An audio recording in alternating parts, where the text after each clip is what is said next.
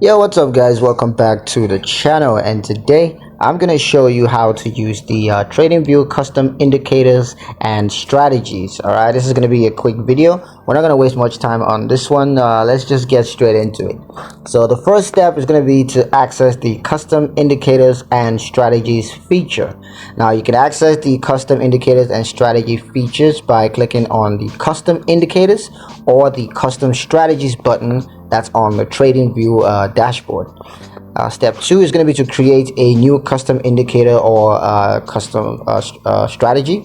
So just go ahead and create that.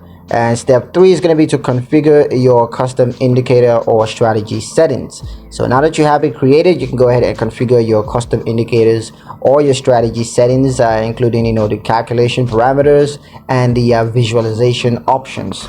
The fourth and final step will be to use your custom indicators or strategies. So now that you have it created and configured, you want to go ahead and use your custom indicators or strategies to analyze market data and make better trading decisions.